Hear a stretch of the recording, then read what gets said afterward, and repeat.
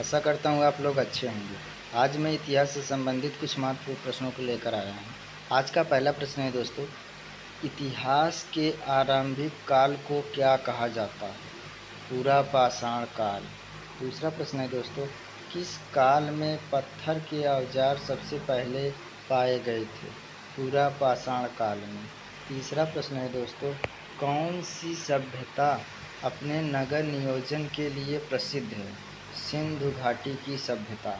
चौथा प्रश्न है दोस्तों, सिंधु घाटी सभ्यता का कौन सा स्थान सिंधु नदी के किनारे स्थित था? दोस्तों मोहनजोदड़ो।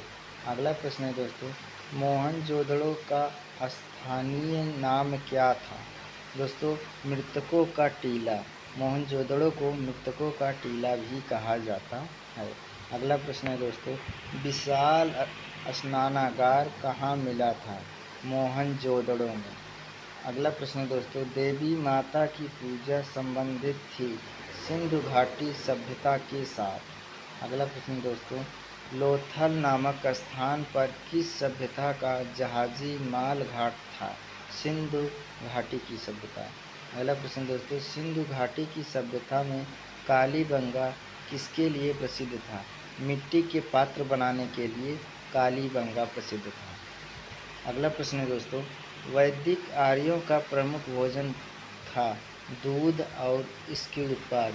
मतलब दोस्तों दूध और उससे बनने वाले विभिन्न प्रकार के उत्पाद उस समय यानी वैदिक आर्यों के लिए प्रमुख भोजन था। अगला प्रश्न दोस्तों, वैदिक लोगों द्वारा किस धातु का प्रयोग पहले किया गया था?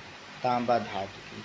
अगला प्रश्न दोस्तों, किन तीन वेदों को संयुक्त रूप से वेदत्रयी कहा जाता है? ऋग्वेद, सामवेद और यजुर्वेद को।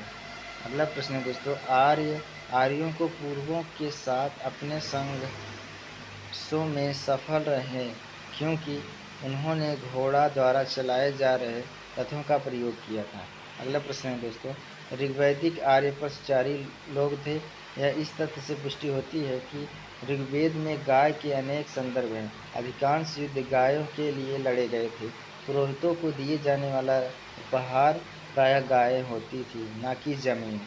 अगला प्रश्न दोस्तों, आर्यन जनजातियों की प्राचीनतम बस्ती कहाँ है? सप्त सिंधु। अगला प्रश्न दोस्तों, राज्याभिषेक समारोह का विवरण किसमें किया गया है? ए ब्राह्मण में। अगला प्रश्न दोस्तों, प्रसिद्ध गायत्री मंत्र कहाँ से लिया गया है? ऋग्वेद से लिया गया है। 18वां प्रश्न दोस्तों, किस विदुषी ने वाद विवाद में अजय याज्ञवल्क्य को चुनौती दी थी? गार्गी ने। अगला प्रश्न है दोस्तों, गौतम बुद्ध का जन्म स्थान किसके द्वारा अंकित किया जाता है? अशोक मौर्य का रुक्मिणी देवी स्तंभ से। अगला प्रश्न दोस्तों, प्रथम बौद्ध परिषद कहाँ आयोजित की गई? राजगृह में। अगला प्रश्न दोस्तों, बुद्ध का अर्थ है ज्ञान प्राप्ति। अगला प्रश्न दोस्तों, बौद्ध धर्म ने समाज के दो वर्गों को अपने साथ जोड़कर एक महत्वपूर्ण प्रभाव छोड़ा। ये वर्ग थे स्त्रियां एवं शूद्र। अगला प्रश्न दोस्तों, बौद्ध धर्म किन मतों पर विश्वास करता है? दुनिया दुखों से भरी है, यह इच्छा पर काबू न पा लिया जाए तो निर्वाण मिल जाएगा। अगला प्रश्न दोस्तों, प्रारंभिक बौद्ध धर्म ग्रंथों की रचना किसमें की गई थी? पाली पाठ में। अगला प्रश्न दोस्तों, भारत में सबसे बाद में उत्पन्न होने वाला बौद्ध धर्म का ग्रंथ है वामसात पाकसिनी। अगला प्रश्न है दोस्तों, बुद्ध को प्रबोध कहाँ प्राप्त हुआ था? बोध गया में। अगला प्रश्न दोस्तों, इच्छा सब कष्टों का कारण है, इसका प्रचार करने वाला धर्म कौन सा है? बौद्ध धर्म। महावीर कौन थे? 24वें तीर्थंकर थे। जैन धर्म का पहली तीर्थंकर किसे माना जाता है? ऋषभदेव को। जैन साहित्य को क्या कहते हैं? अंग। दक्षिण भारत में प्रसिद्ध जैन केंद्र स्थित है समरबेड़गोला। अगला प्रश्न है दोस्तों,